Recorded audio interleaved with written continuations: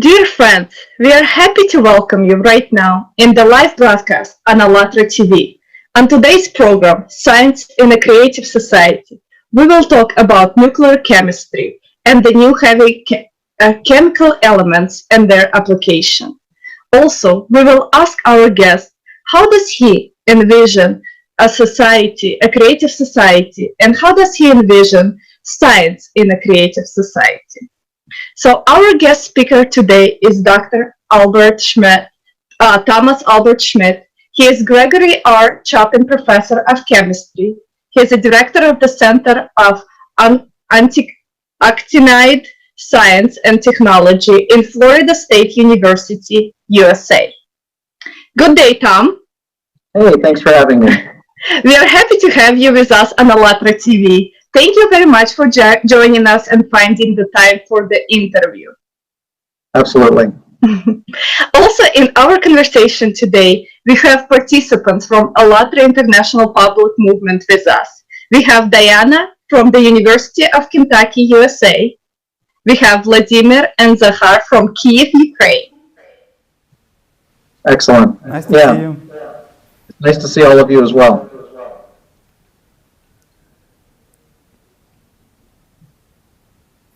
And also, my name is Olga Koftun, and we have Jason Bell with us, and we are from Michigan, USA. And it's so nice to meet everybody today. So today's broadcast is actually being simultaneously translated into 4 languages by volunteers of ALLATRA International Public Movement from different countries. And the languages are Russian, French, German, and Ukrainian. We also invite our viewers to take an interactive part of this broadcast. Please ask your question in the comments below the YouTube video, and we will read them during the broadcast as well. So let's begin. Tom, could you please tell us, how did you get started and how did you choose the field of science you are in right now?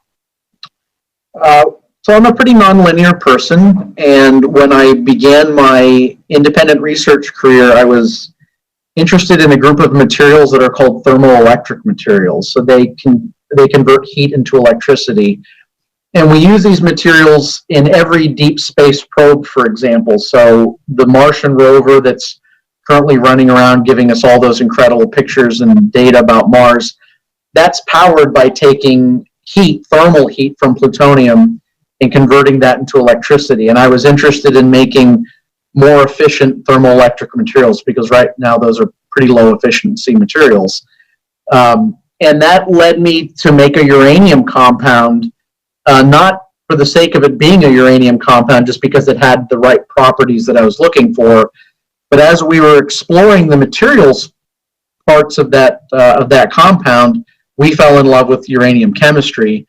And that started us down this pathway to heavier and heavier elements and trying to understand, why they're different from lighter elements.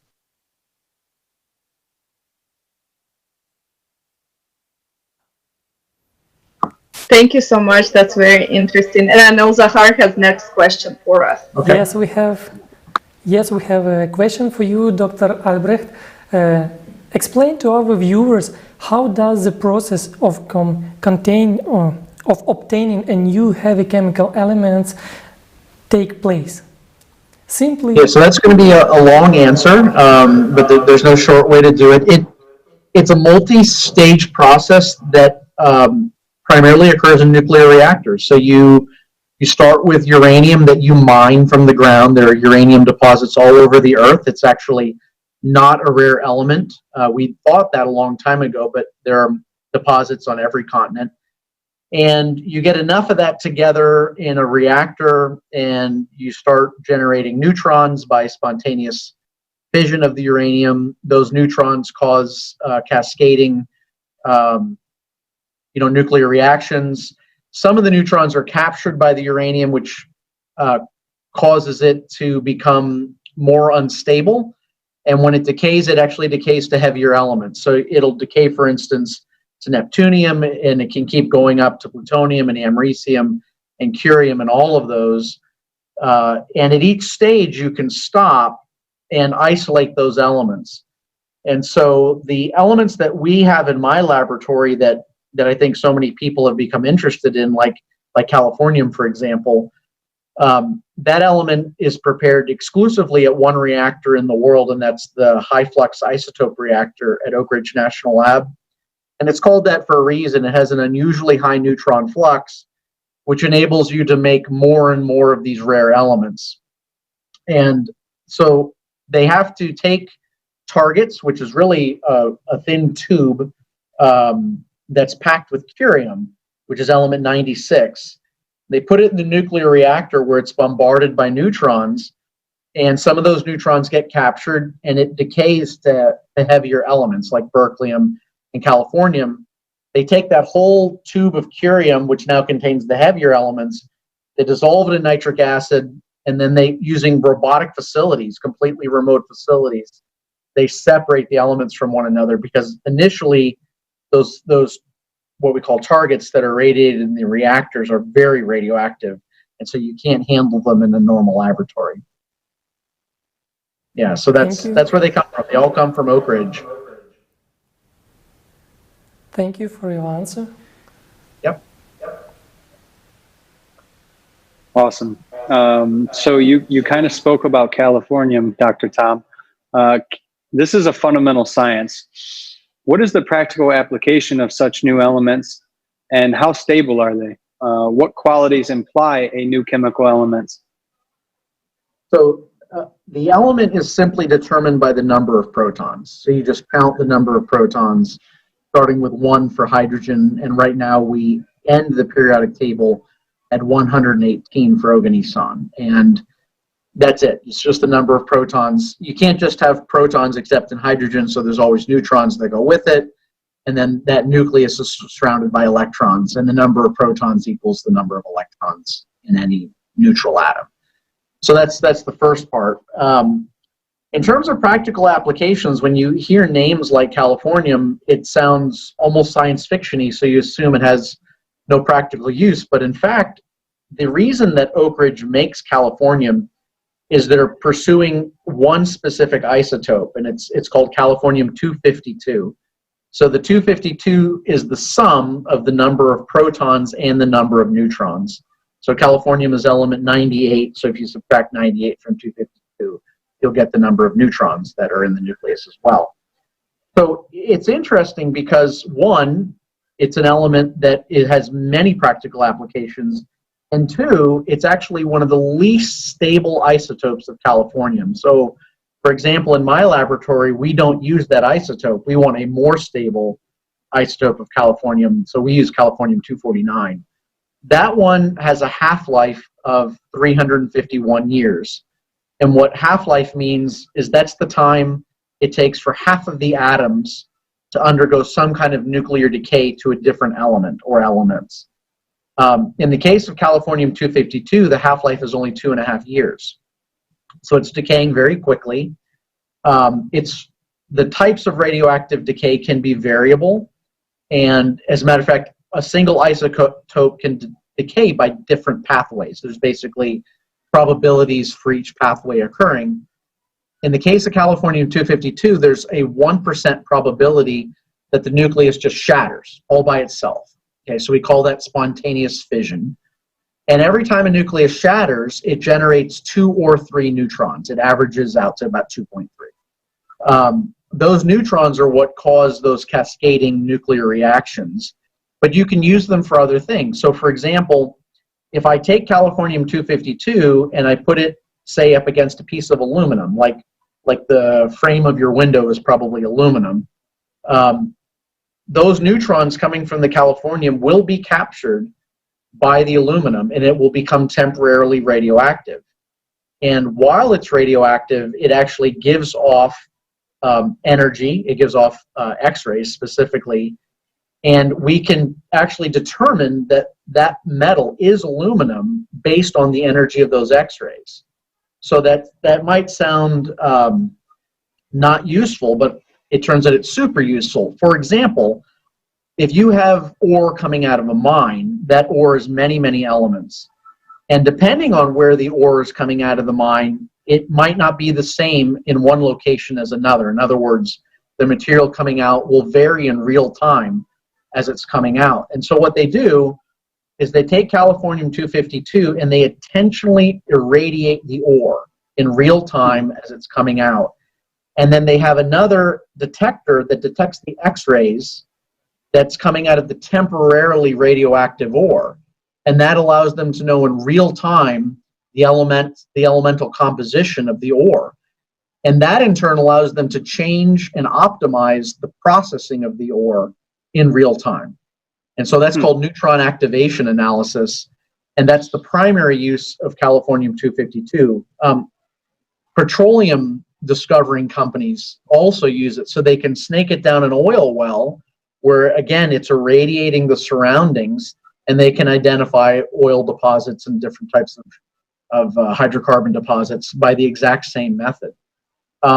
In addition, it has been tested successfully for destroying tumors. So what they were able to show is that you could, take sealed samples of californium-252 and put them into tumors, and those neutrons would go out and destroy the tumor moderately selectively, or I should say, in a very localized way. That was actually one of the big driving forces for californium-252 production. That one has fallen off, but the neutron activation analysis has remained. The final use is that getting a nuclear reactor to turn on can be challenging. So when they are restarting a reactor, they'll often put a 252 source into the reactor to kick off the reaction, and then they can remove it once the uranium is fissioning itself. So it's a super useful element, and it's one of very few radioactive isotopes that the U.S. government has a contract with a consortium of industrial companies to produce. So they have a contract every 2 years to produce a certain amount of californium-252 that goes off into these various sources, these portable neutron sources. That's very interesting. Yeah. It's amazing. Yeah. We also know that californium is a very radioactive element. Is there any way you can tell us what is the nature of radiation? Why do some chemical elements have radioactive qualities while others don't? How does a chemical element know if it's radioactive?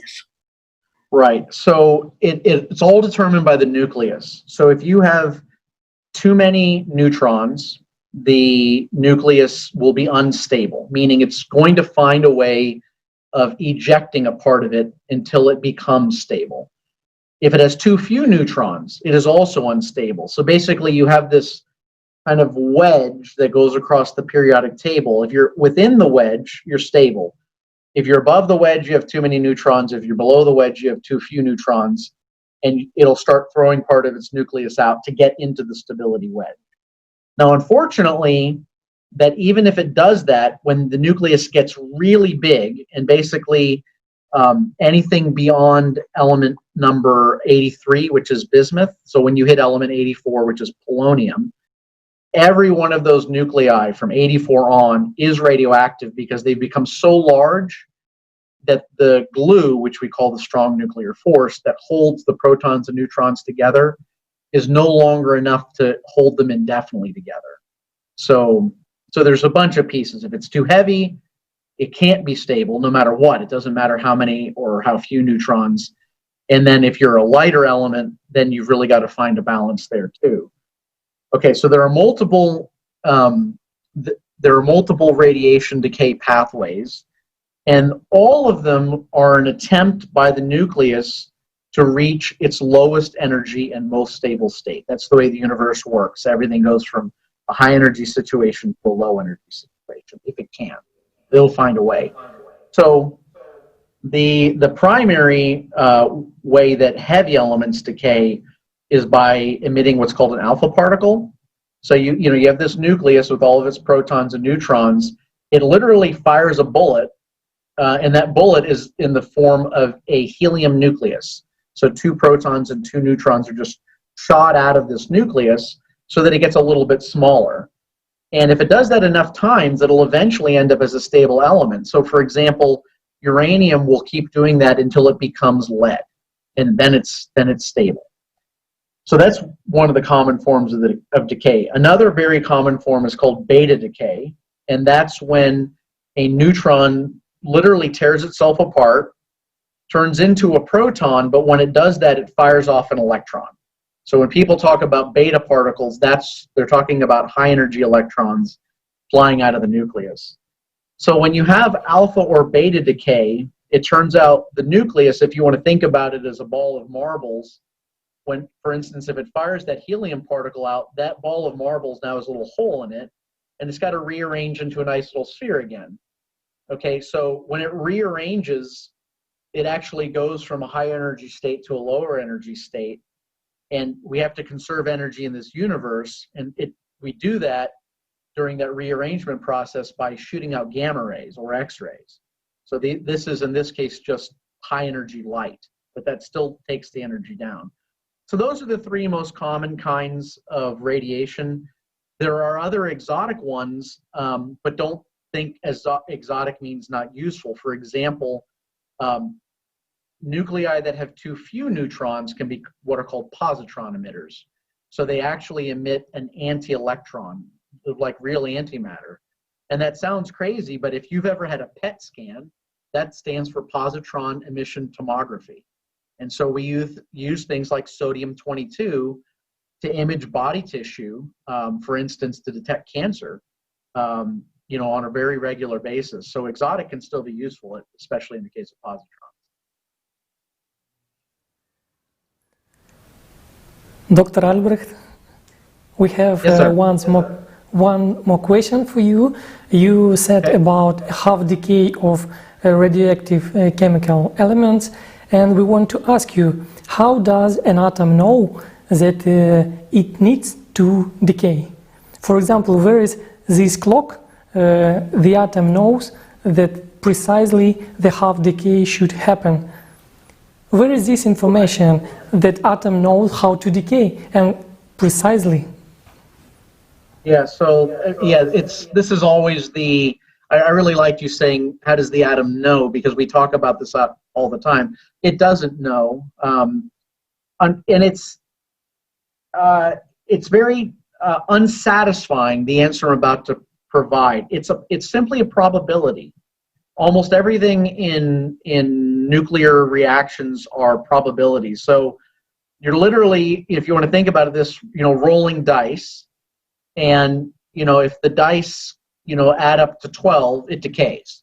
But if it's 1 through 11, it doesn't decay, and that's all it turns out to be. And if you're dealing with something that's highly unstable, and we could go into reasons why it might be highly unstable, maybe it has way too many neutrons or way too few neutrons, that might make it highly unstable. There are other things that can make it highly unstable. For example, if you have an odd number of protons, and if you sum the neutrons and protons together, if that number is also odd, the nucleus is almost always unstable. If you have an even number of protons and the sum of the protons and the neutrons is also even, you usually have a much more stable nucleus. But in the end, it's simply a probability, and sometimes something has a very high probability of decaying, and sometimes it has a very low probability, and that's determined by the number of protons and neutrons. It's that simple. I mean, the origin of it, though, is how those protons and neutrons are arranged. It turns out that they're arranged in special ways that has a strong influence on this, and how much energy is holding them together. So this, what we call the strong nuclear force, which is actually a little bit crazy. They take a little bit of their mass and they convert it into energy, and that energy is what's holding them together. And sometimes it's just not enough to keep them together indefinitely, which is what happens in the heavy elements. And that's when, with some probability, they will fall apart eventually. Yeah. But I know probabilities are always dissatisfying, because you want like a reason. Why is it 351 years? And unfortunately, it's rolling dice.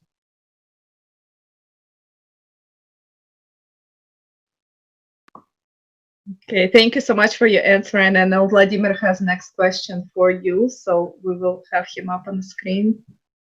Okay.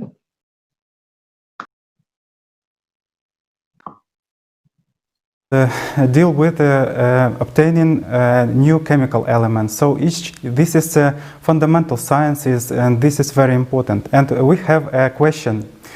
How does it happen that a certain combination of protons, neutrons, and electrons are built in a certain way, and this sets all the chemical and physical properties? So, for example, when we cook the meal, we exactly know what are the steps we need in order to cook it, right? And we can remember this information, or it can be written in some cookbook by some chef.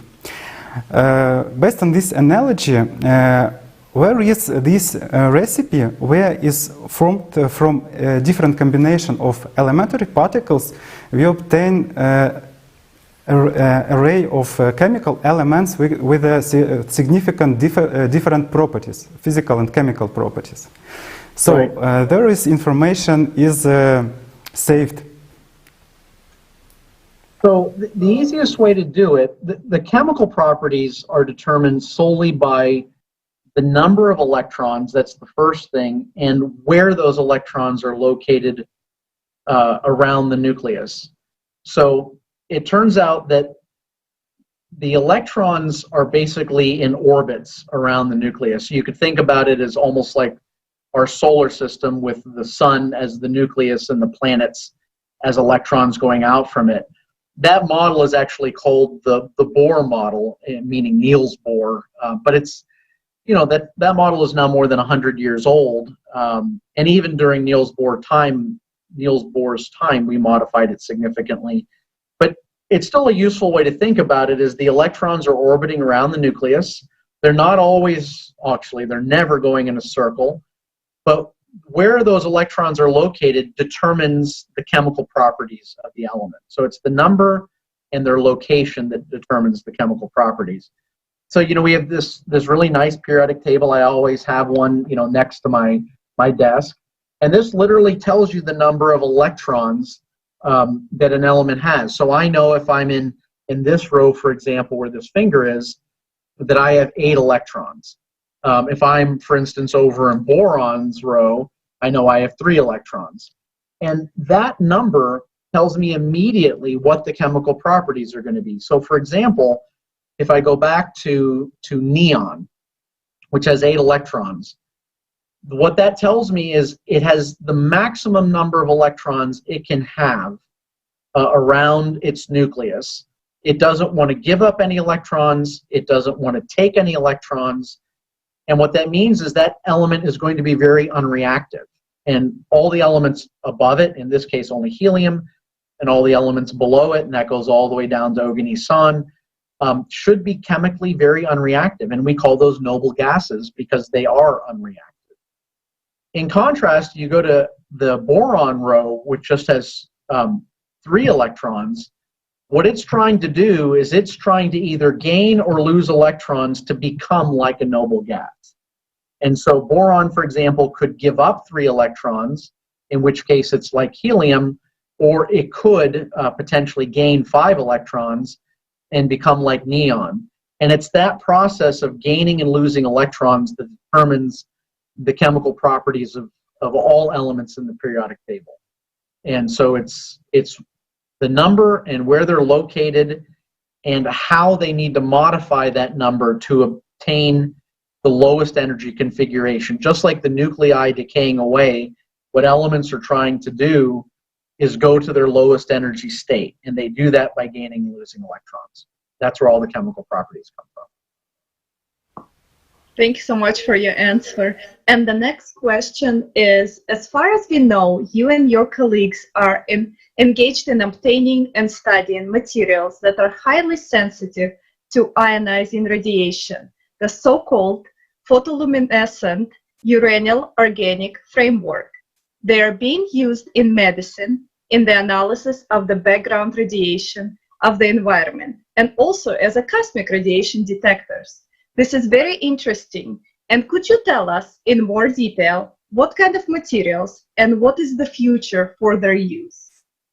Right. So this, first I should tell you, this was a neat result of a collaboration between, it was an international collaboration that brought, those discoveries to light.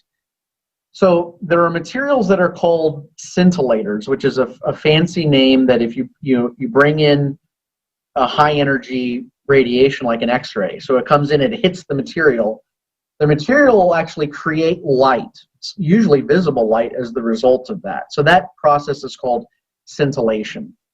If you want something to really absorb the radiation well, you want a heavy atom. Okay, well, uranium is a great heavy atom, and uranium-238, which is the main isotope in natural uranium, has a half-life of 4.5 billion years. So even though it's radioactive, it's barely radioactive. So uranium really shouldn't scare people. It's like being afraid of your shadow. I mean, don't eat it. That's basically, and you'll be fine. It's radiation. It isn't going to do anything. So there's nothing wrong with using a uranium material for technological application. But basically, that big heavy atom is going to capture that X-ray, and it's going to convert it to visible light. But it turns out that conversion process requires a lot of light atoms, like hydrogen atoms. And so these materials, which are called metal organic frameworks, are a combination of a heavy atom, meaning the metal, and a light atom, and light atoms, meaning the organic part of it. And so what these materials enable you to do is detect cosmic rays. You can use them in medical applications where you're doing scanning. And that one will likely result in some functional devices, especially for radiation detection. It's one thing when you're looking at a Geiger counter and you're seeing a little meter moving, but instead if you're seeing like light flashes or maybe the whole screen lights up, that's a lot easier to read for a human. And so that was a neat discovery. And we turned that from an idea into something functional in well under a year. That one went fast. Science usually doesn't go that quickly. That's great. And so what's the future you're seeing with this discovery? So there's a lot of need for detecting gamma rays. Of course, you could think about, astronomy applications where maybe you're looking at black holes, for example, because you get enormous bursts of X-rays as material drop past the event horizon. But, more locally, you want to be able to detect radioactive materials. You want to be able to detect them in very safe scenarios. Say you're running a nuclear facility and you're confirming that there's no material where you don't want it to be. But also, we live in a world where nuclear material occasionally finds its way into places we don't want it to be, and we need to be able to find it. And these sorts of materials would allow you to detect it pretty easily.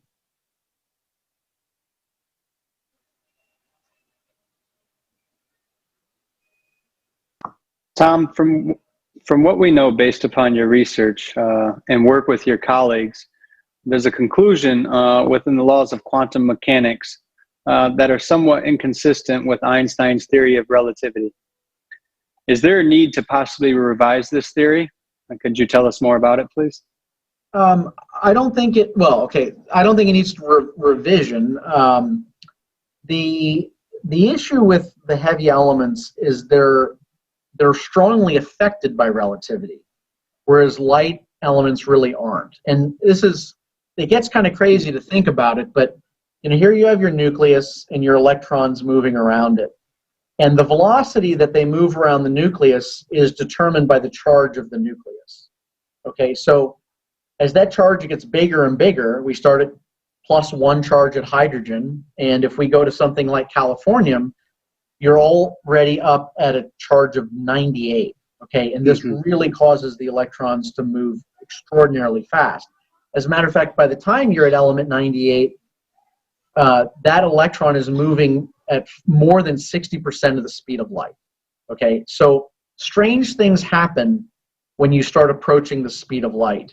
And this is where the term relativity comes into play, because as an external observer looking at that object moving at something that's approximating the speed of light, strange things start to happen. So for example, it looks like the electron gains mass. It starts acting like a heavier object than it is as it goes faster and faster.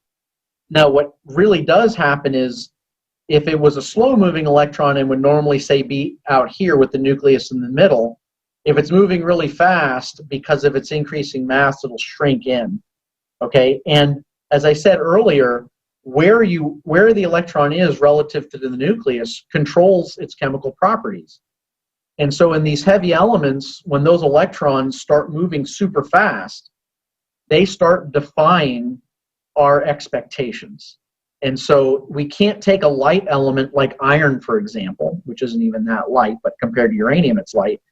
We can't take iron, whose electrons really are not strongly affected by relativity, and successfully predict the properties of an element like uranium, where the electrons really are being affected by relativity. And it's all a matter of how highly charged the nucleus is. It's just that simple. And so those electrons really start zipping around. Now, what you said earlier, though, is a different problem. It's not that relativity needs to be modified. It's that the theoretical models we have right now have a very tough time capturing all of the relativistic effects that exist. So it's not a problem with the theory, it's a problem with the application of the theory. So doing these kinds of calculations to explain and predict the properties of heavy elements is really hard. And so that's still state of the art right now. You know, Paul Dirac, who won the Nobel Prize in the early 1900s, said that we basically knew all of the rules of quantum mechanics and all of the rules of relativity. We had all the equations, but he said these equations are too hard to solve. And I would tell you that 100 years later, that situation is still true. Certainly we've made massive progress, but we have a problem providing exact solutions to the same equations that were generated 100 years ago. So that's where the problem exists. It's not a theory problem, it's actually correctly treating the theory problem that we're struggling with. And this has everything to do with computing power and, you know, when you're making an approximation, is it a good approximation? You know, how do you test if it's a good approximation? And this is really the cutting edge of theory right now, is trying to correctly predict how a heavy element behaves with these strong relativistic factors occurring.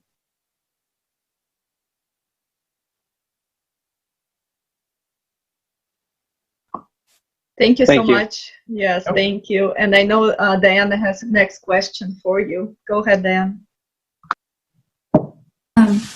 Thomas, to be honest, when you were talking as a student, I feel like all of my, as a student, I learned a lot in general chemistry about chemistry, physics, like engineering and stuff.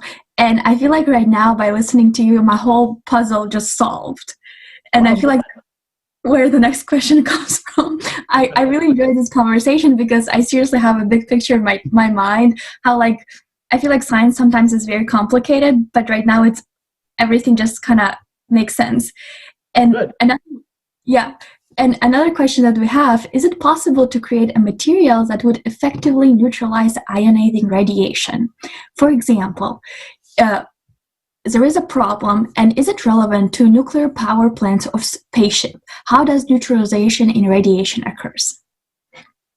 So there's a neutralizing radiation is that's a broad term because it would depend on the kind of radiation that you're dealing with. So for instance, let me start with the hard one. The hardest one of all to stop is neutrons. And nuclear reactors stop the neutrons from flying everywhere and causing problems by just surrounding the radioactive fuel with water. And it turns out water is, especially if you have a lot of water, is a really excellent radiation shield, something that simple. So one of the really useful radioactive isotopes is called cobalt-60. So every time you touch your cell phone, you're touching some cobalt. It's a really useful metal. It's not radioactive. But if you feed it one more neutron, it becomes radioactive. And cobalt-60 is so radioactive that if you ever see a lot of it, it glows blue. Whenever something is glowing, you should be a little apprehensive about it, because if it's glowing, it's really radioactive. So we still use this super radioactive form of cobalt, which is giving off a lot of gamma rays. We use it to sterilize tissue, for example, that we're going to graft onto burn patients. We use it if we're going to, say, put a computer chip in outer space, and we're worried about how that computer chip might respond to cosmic radiation. We blast the computer chip with cobalt-60 and see if it starts falling apart or malfunctioning. So again, water works really well for shielding these gamma rays. I spent some of my career at Auburn University, and we had a very large cobalt-60 source there, and it was 15 feet down in a pool of water.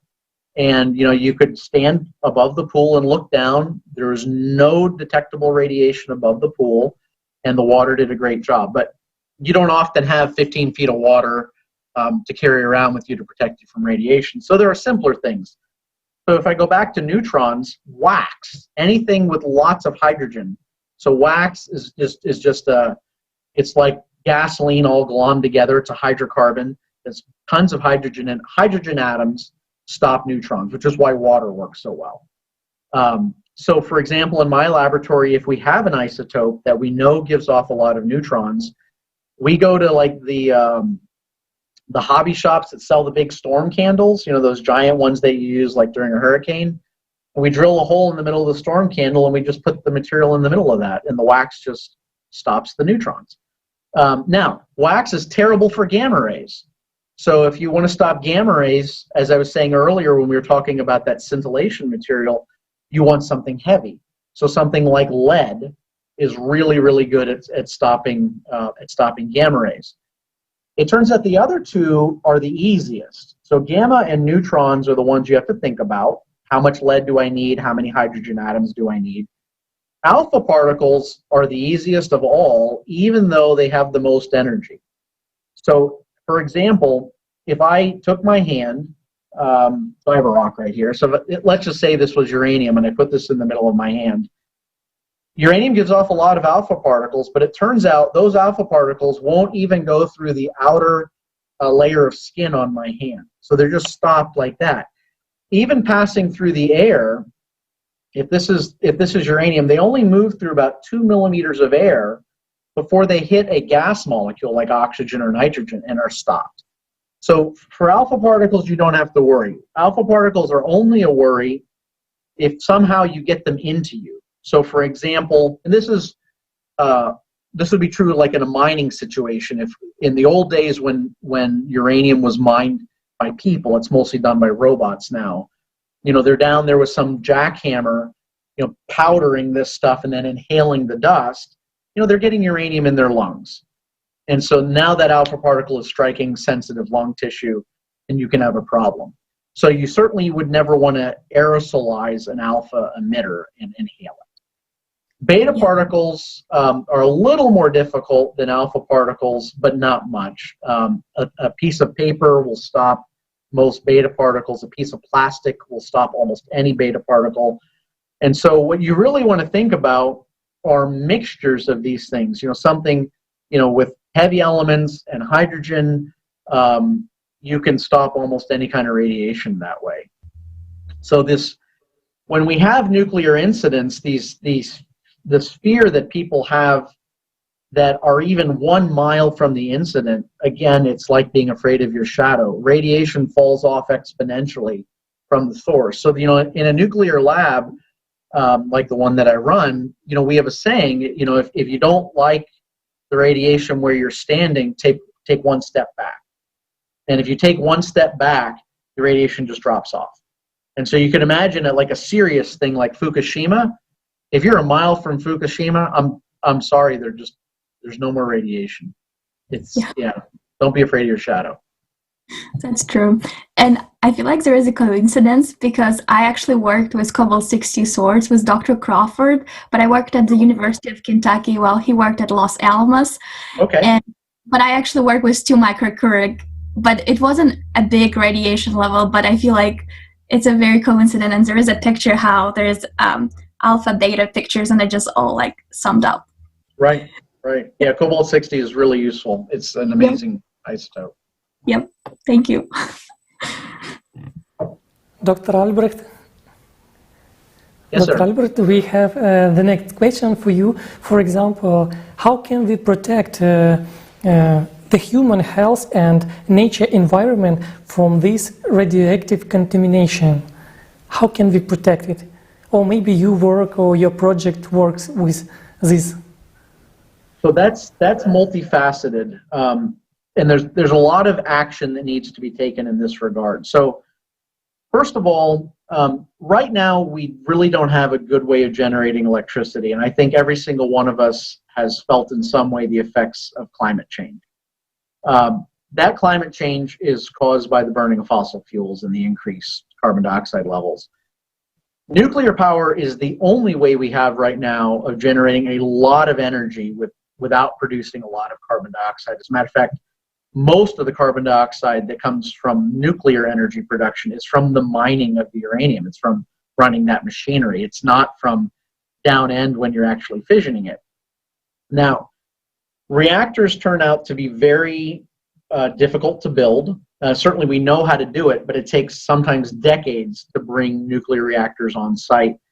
And they cost billions of dollars to build as well. And so it's hard to get investors to invest long-term anymore. Investors really like to be in and out relatively quickly these days. They want turnover and profits in under a year in many cases. And this is a change in worldwide mentality where we've all become so impatient that it's actually hurting us.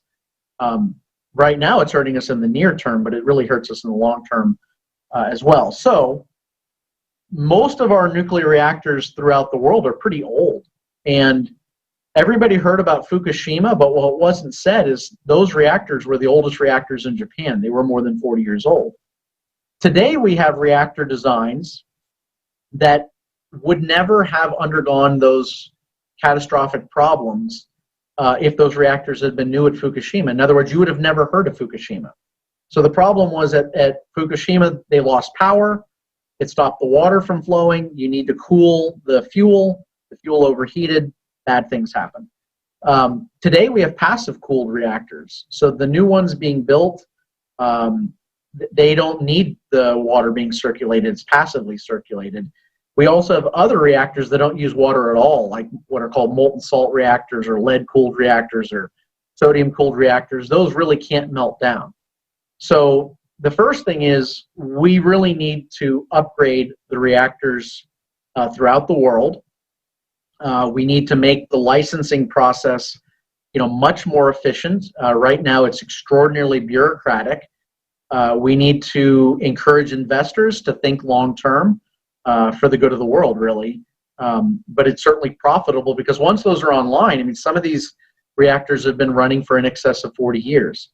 And so they should think about it in that sense. Now, nuclear waste is generated from these reactors, but we have a way of dealing with that too. So for example, the kind of reactors we use nowadays are what are called light water reactors. And those are what makes most of our electricity. They generate, in relative terms, a small amount of nuclear waste, but it turns out we can put those in a different kind of nuclear reactor that's called a fast reactor. The difference between light water reactors and fast reactors is light water reactors use really slow-moving neutrons. The water actually slows the neutrons down.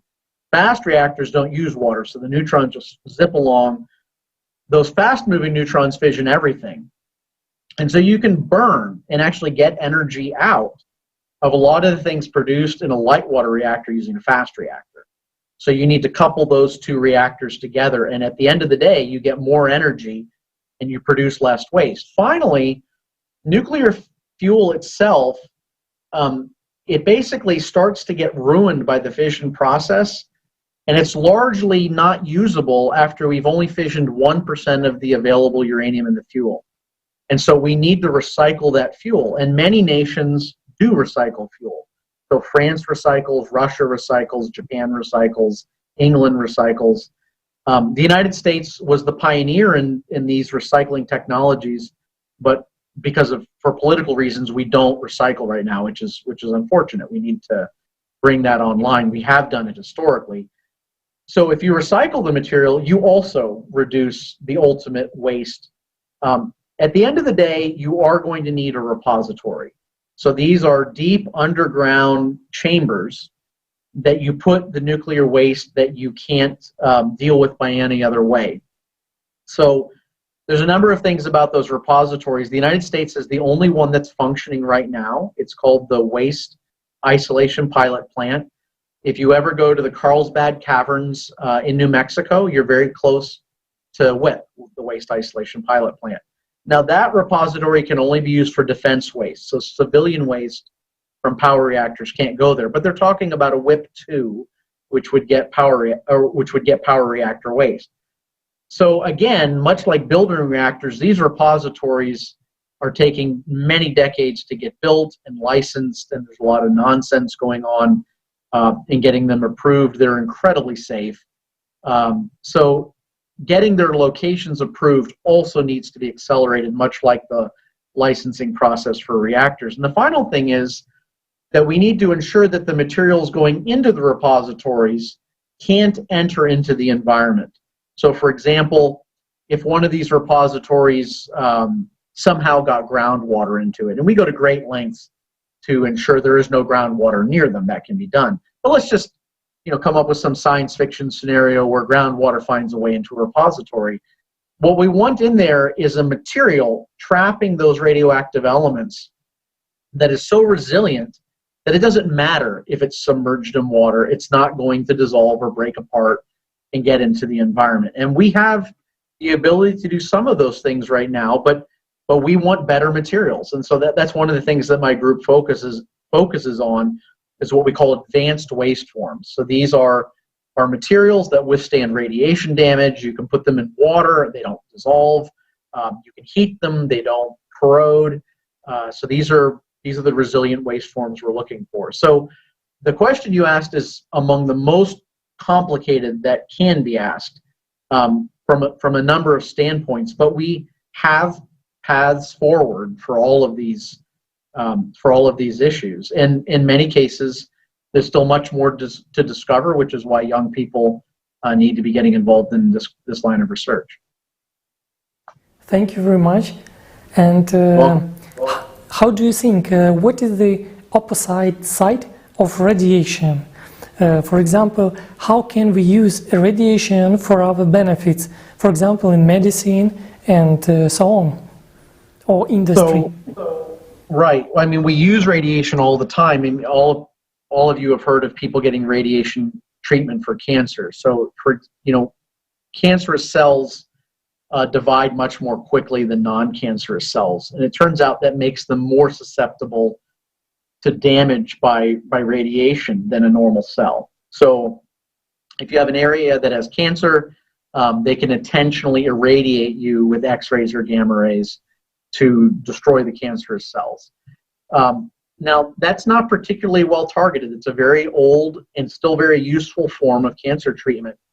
Today, one of the renaissances that's going on in nuclear sciences is taking biological molecules that go to very specific locations in the body. So that means you're targeting a location in the body, maybe your pancreas or your liver, and you attach a radioisotope to that biological molecule that will only go to the liver. Well, let's say you had liver cancer, you bring in this radioactive ion and it decays in the liver. And the nice thing is, as I was saying earlier about alpha particles, is they have a very short path length. So if you can deliver them straight to the cancerous area, they will only destroy about 2 layers of cells around where they are. So no need for surgery, extraordinarily targeted radiation treatment. And that's something that's moving forward right now. So places like Lawrence Berkeley National Laboratory is pioneering some of this work. Los Alamos National Laboratory is pioneering some of this work. Oak Ridge is as well. And so there's a lot of people involved worldwide in what's called, well, it has many forms, but a lot of people call this alpha therapy, where you deliver a radioactive ion exactly where you want it and have it destroy the cancerous area. So those are 2 ways in which you can use radioactivity to improve human health. Thank you. Thank you, Dr. Albrecht. We understand that radioactive waste is already a consequence of human activity in consumer society. And how can we make sure that there is no such waste? How do you envision the community you work with as a creative society? So that's a tough question. Having zero radioactive waste isn't possible for one reason only, that the whole universe is radioactive. And so the planet's radioactive because of the uranium and thorium. You have cosmic rays coming from outer space. So a zero radiation environment isn't possible in this universe. So that's the first thing. But there are many processes that we engage in that certainly create radioactive waste. And so the first thing you need to do is create what we call closed loop nuclear processes, where, if you're generating energy and nuclear waste, that you're recycling as much of that nuclear waste as you can. Anything that you can get more energy out of, you get that energy out of it, and you create these closed loops so that the smallest amount of unusable radioactive material is coming out of the process. And then again, you trap that material in something that'll never fall apart, and you put it in a repository. So most nuclear nations are really responsible with their material. I mean, certainly there were mistakes made in the past. There's still a much smaller number of mistakes made today. And, we've inherited this legacy. So everybody that's on this program right now, we have inherited the legacy of the Cold War. And there was, a lot of poor decision-making about what to do with radioactive material. So even if we stopped, for instance, generating electricity from nuclear power plants, for generations, we're going to need researchers studying how to mitigate the effects of the Cold War, how to trap the material that was already released in the environment, how to slow further release, and we're doing that. We're doing that worldwide, and that certainly needs to continue. We also need to do this in the most efficient way that we can, and so there are alternative nuclear technologies than the ones we use today. There are companies like TerraPower, which is one of Bill Gates' companies, that are looking at special kinds of breeder reactors. They call them traveling wave reactors, that might produce much more energy and simultaneously generate much less waste. So that's one of the big paths forward. Is a lot of these technologies were around before I was born, and we don't move forward with them. And we don't move forward with them not for scientific reasons, but really for bureaucratic reasons. And so, we really need the people of the world insisting that this kind of nonsense stops, because there will come a point when climate change is so significant that we really don't have much of a way to deal with it anymore, and we don't want to reach that point. And so that requires us insisting that we move forward with better nuclear technologies that produce less waste and yield more energy. It's just that simple. Thank you so much, Tom. And I do agree that the problems we have right now in a consumer type of society is leading us to the, kind of the dead end. And it's on us, on people, to change the, the destiny of our society. And I just want to remind our viewers, if they don't know about the Project Creative Society, it's a project on a platform of ALLATRA International Public Movement. And it's a project where we ask every single person around the globe, and we want to find out, how do they envision a creative society? A creative society is a society where everybody is happy, a society where everyone is able to live a fulfilled life, a society where everyone has enough of resources to make their life easier. So our goal is very big, and Tom, I want to ask you, how do you envision a creative society for yourself? And also, if you can tell us, how do you envision a creative society for scientific community as well? So the key to this is communication. we kind of laugh about this, but it's absolutely true that the American people or the German people or the Russian people, they pay for science to be conducted. So some portion of your taxes pay for science to be done.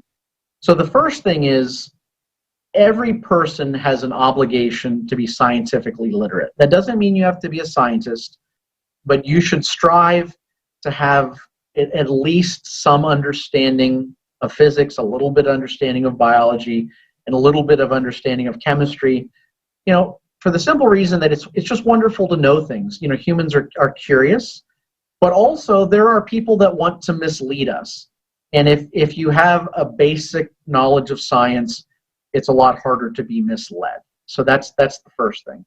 The second thing is, historically, scientists have not done a good job communicating what they do to a non-scientist and why it's important. And it doesn't necessarily have to be important because it solves the problem. I mean, we are trying to put humans on Mars. I'm not sure that solves a human society problem, but this is something that people definitely want to do. It's in our DNA to do things like that. And so I'm not saying you have to justify doing science, say by curing cancer or making a better magnet, but you do need to be able to articulate in a clear way, without any fancy words, why it's important. And so one of the things, I've suggested, and is being done, at least in some manner, is that every time a scientist publishes a paper, there needs to be an abstract written in layman's terms in addition to the technical abstract. And I would also add, as we've discussed, all scientific publications, since they're paid for by the world's people, need to be available to everybody without a paywall in between. And this is going to require greater funding for science by governments, because publishers can't publish for free. They have to pay editors, they have to pay all the different people involved in getting these things available to the people. They're not going to do that for free. Even not-for-profits at the end of the day have to have some source of income to pay salaries, right? And so this is going to require governments increasing funding so that there's never a paywall for any publication. We should all just be able to click on something that's been published, see the layman's abstract, understand what the science means and why it's important, and take some pride in that work being done. In order to accomplish that, everybody needs to be talking to their representatives and saying they want access to science, that it's important to them, that they don't want somebody else that might not be scientifically literate telling them what it means. They should be able to read it themselves and know what it means on their own. And that's their responsibility to talk to their government representative. It's their responsibility to have some knowledge of science, but it's scientists' responsibility to learn how to communicate both in writing and verbally what they do, that's in a way that everybody understands. Einstein said, if you can't explain what you do to your grandmother, then you don't understand what you do. And so we just have to remember that.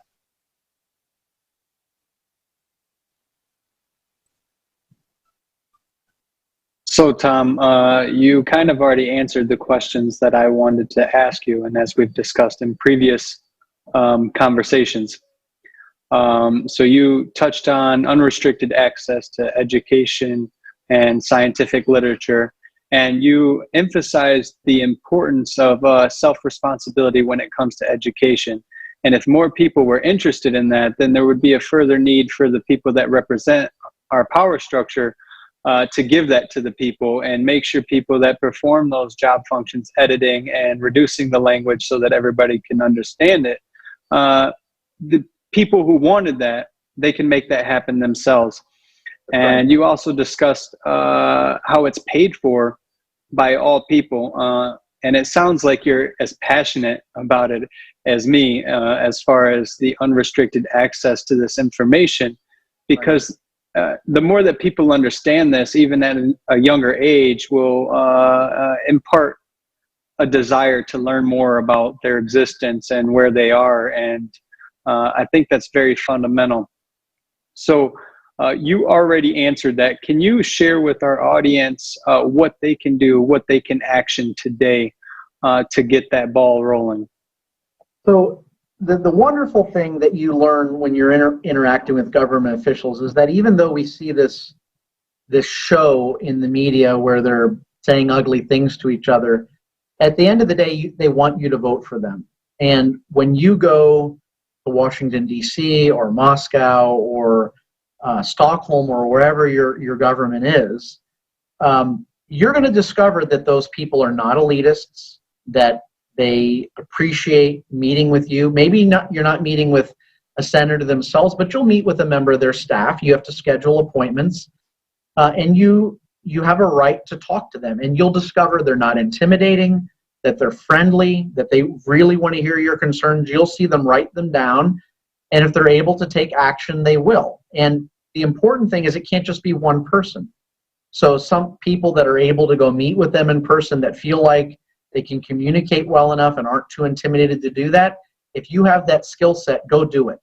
You know, it is their responsibility, meaning elected officials' responsibility, to listen to their constituents. This is, you know, you need to be self-empowered in this regard.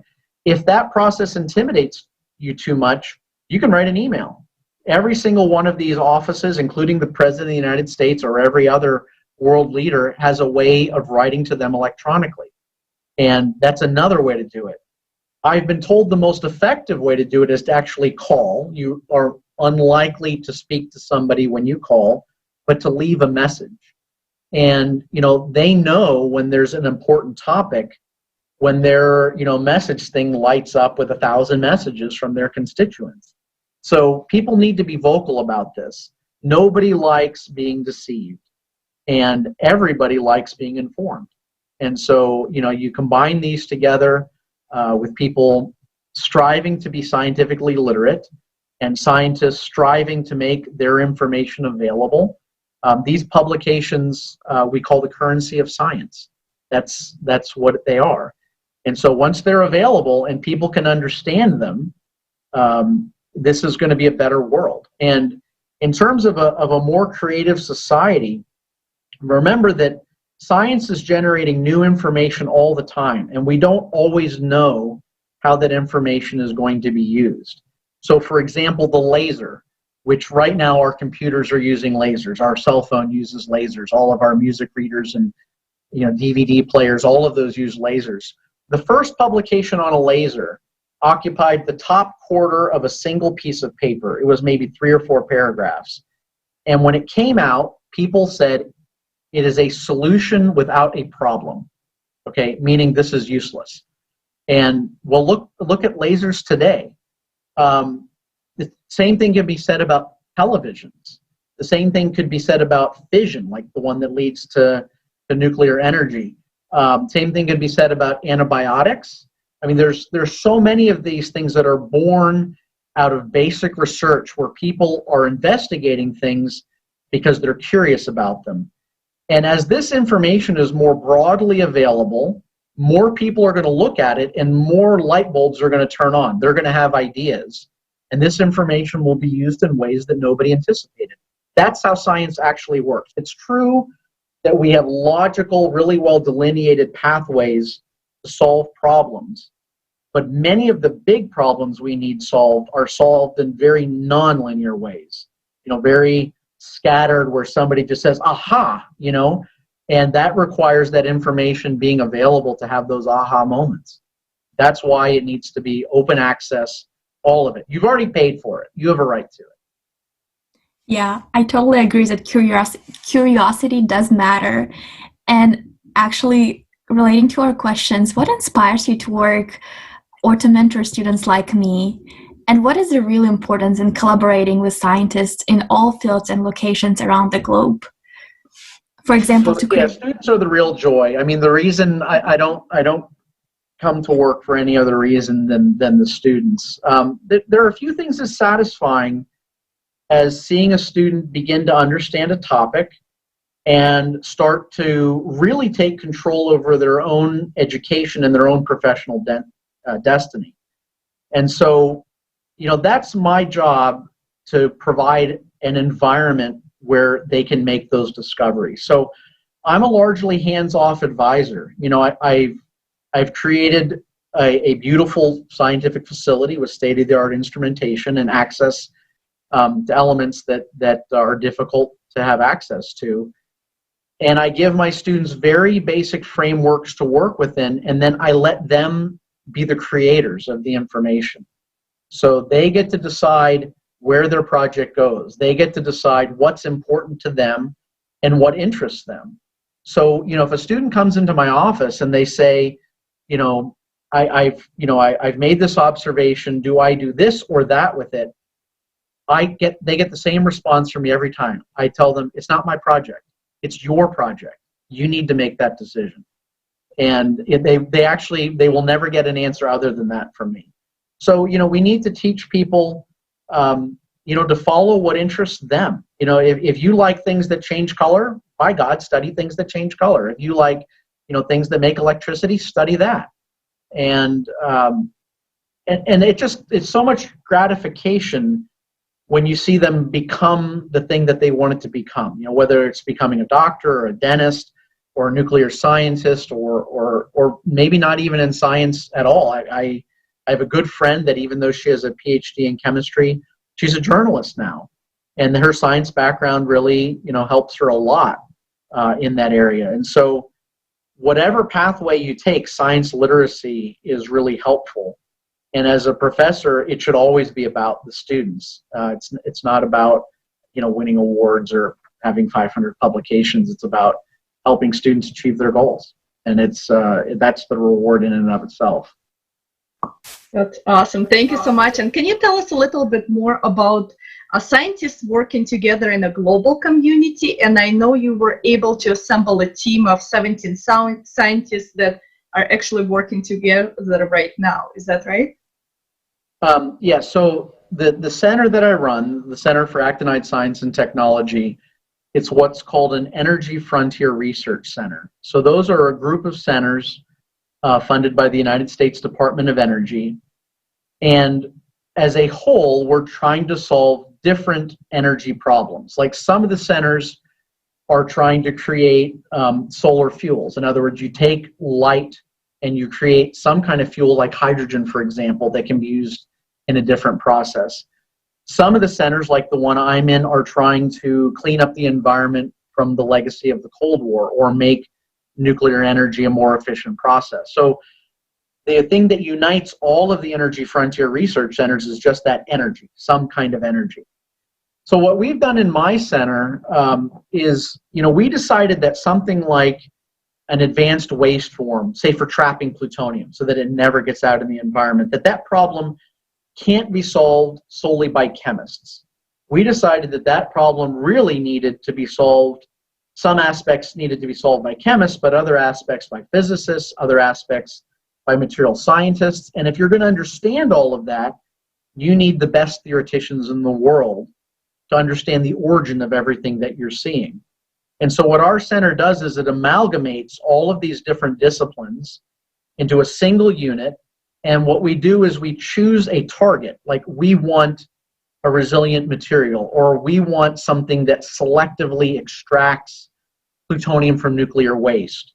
And we pick that problem, and then we assemble the team of scientists that has the right skill set to tackle the problem. And we bring them together in one cohesive unit. And it requires a center. So these are such big problems, you can't do them with one or two scientists. You need dozens of scientists.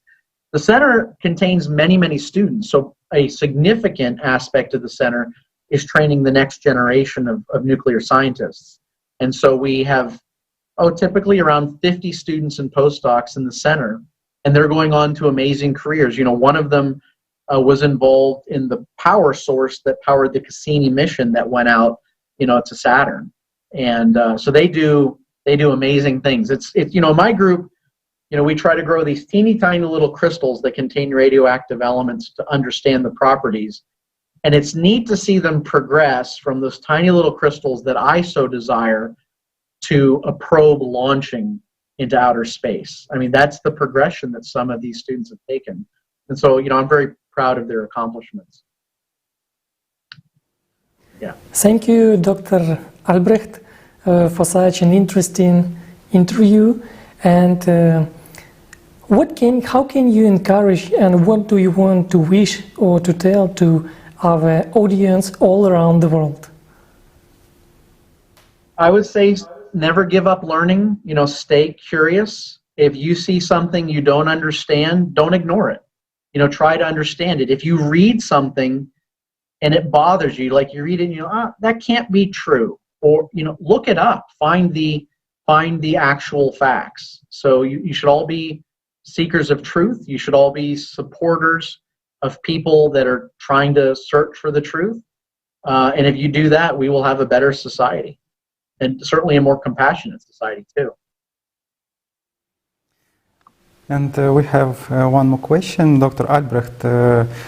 What do each one of us can do to build a science and creative society to become a reality today?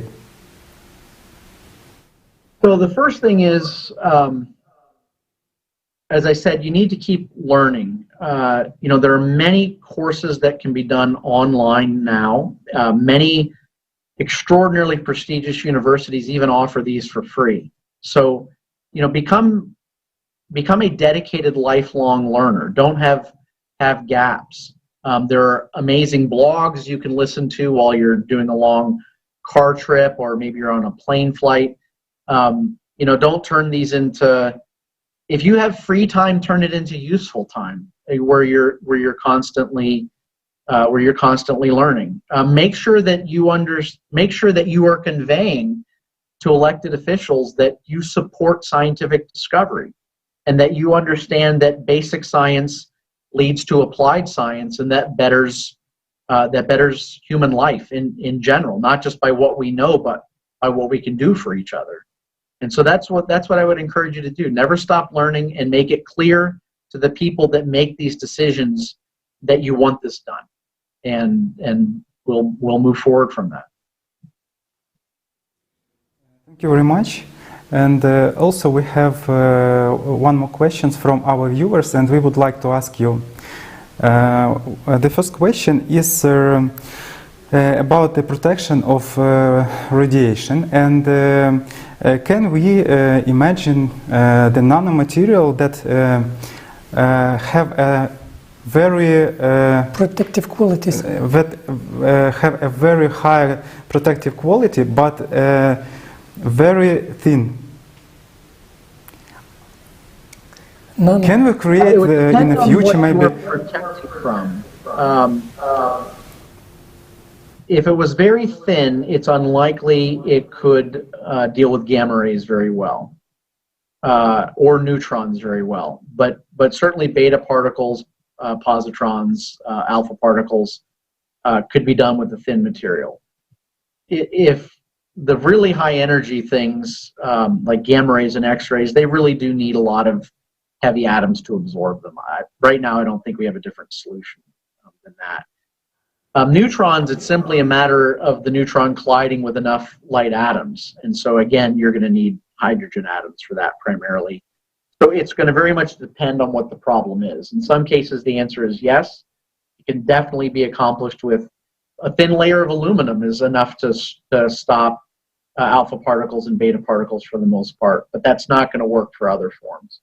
And so that's again a good example of why you want basic knowledge of science, is that if somebody told you they have a sample of something that's highly radioactive, but don't worry, they put a layer of aluminum around it, you could immediately respond with, well, what kind of radiation is it emitting? Is that sufficient for that kind of radiation?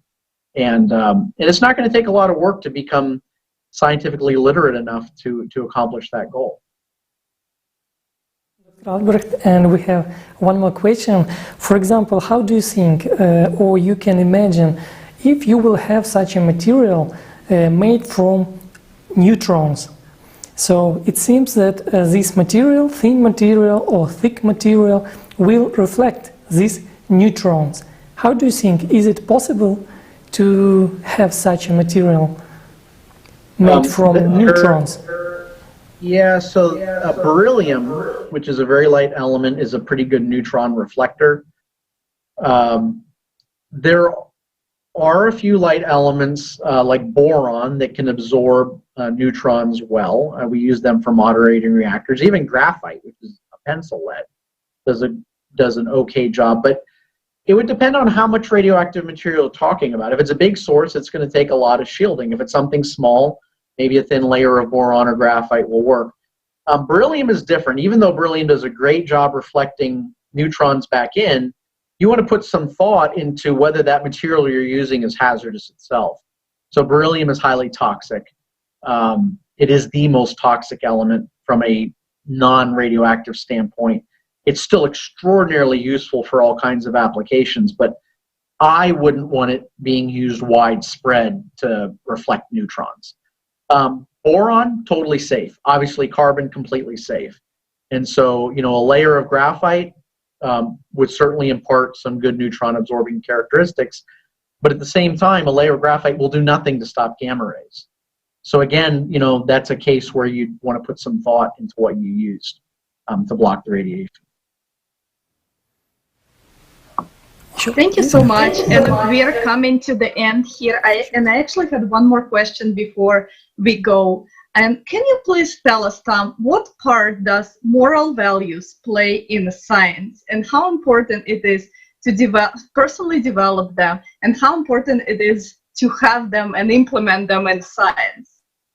So there are two sides to that, but I'll start off by saying morals and ethics are critical in science, and I think they're sometimes neglected. And it hurts science specifically, it hurts the scientists specifically, and there are much broader societal consequences. So, you know, a lot of people are ambitious, and ambition is a double-edged sword. It's ambitious to want to run the fastest mile or cure cancer. Those are very positive forms of ambition, but there are, of course, very bad forms of ambition. And scientists are human beings, and sometimes the bad forms come out, and there is a small amount of scientific fraud. So it's very important early on that we impart in scientists the consequences of not following scientific ethics perfectly. You should, as I tell my group, you should never be in a shade of gray. This is black and white. You're either doing it right ethically or you're not doing it right ethically. And, you know, I even, as my son was growing up and was asking questions about whether he could do this or that, he got the same answer. It should never be gray, right? It's either right or it's wrong. Make sure you're on the right side of things. So we do need to do a better job instilling in scientists that ethics are really, really important. You know, downstream, there can be really important consequences. The same scientist that invented tetraethyl lead, I don't know if all of you remember that, but it was an additive in gasoline that prevented engines from knocking, this kind of banging sound they'll make. But it was spraying lead all over the environment, right? Okay, so maybe you want to think about something like that. They knew lead was toxic back then. They knew lead would be sprayed out the tailpipes. Maybe they should have thought about the long-term consequences before we poisoned the sides of our roadways with lead. There are other ones. You could point to DDT. So DDT did an amazing job killing mosquitoes. Malaria is among the most lethal of all things on Earth. I think it's responsible for more deaths than anything. And, you know, malaria is primarily a mosquito-borne illness. So you might say to yourself, well, if DDT kills mosquitoes, we ought to use it. But we know that DDT almost wiped out all bird life on Earth by making the shells of eggs so brittle that when the parents tried to sit on the eggs, they just break. So we need to think about the long-term consequences. Right now, Bayer, the large chemical company, you know, bought Monsanto, and Monsanto is responsible for these various plant-killing agents. And, you know, it appears there are significant consequences to those glycoside type agents. So there are very responsible companies that needed to be pointed to. So, for example, these stain repellents, one of which was called Scotchgard. You know, you could spray it on your carpet so your carpet never got dirty. So you can still buy those, but you can't buy them from 3M. So 3M is one of these very responsible companies. It found out that some of these anti-stain agents did not degrade very well in the environment. It started seeing them in water samples, and even though it never determined that they had a detrimental effect to anything, it said if they're not degrading, we're not making them anymore. So when you get those protective, those stain repellers, they aren't coming from 3M, because that's a good example of a company that is ethical and moral and thinks about long-term consequences. So we need to be encouraging that in scientists, but we also need to be encouraging that in companies that use science to make products. And you know, and there are other morals too, which is, you know, beyond ethics. You know, should you be participating in creating things that are destructive to human beings? And you need to ask yourself that question. If you're in an area of research that could hurt people, you know, are you doing it for the right reasons? And you know, you shouldn't be a mindless robot. You know, you have control over your destiny. That's awesome. Thank you so much for your answer. And I do agree that, you know, in all areas of our life, we just have to be human, and we have to think about humanity and the value of human life first. And then we can, you know, think about profits and, you know, keeping, you know, salaries or, you know, some financing going. But the human life should remain first kind of basis for everything that we do as a society. And we thank you so much, Tom, for being with us today. And we also are thankful for our audience that sent us questions and actively participated in our interview. And Tom, we will be very happy to see you again and continue the conversation. Absolutely. And also we have a little gift for you as a gift of appreciation. We will email you and send you a hard copy of the Primordial ALLATRA physics report that was published in 2015. And we sincerely hope and believe that it can help you in your work and studies in order to make a great breakthrough in science. That's really appreciated. And we're also happy to continue this type of open communication with your colleagues and friends that also have something to share with us about science advances. So please invite them to communicate with us also, and we just like to continue this on. And we know that, you know, this type of communication creates a wave of positive change for the whole you know, global community as well. And thank you so much for being with us today. Thank you so much for our viewers. It was a very interesting interview, and we hope to see everyone in the next program of Science in the Creative Society. Till next time, goodbye. Bye. Thank you very much. Thank you. Thank you.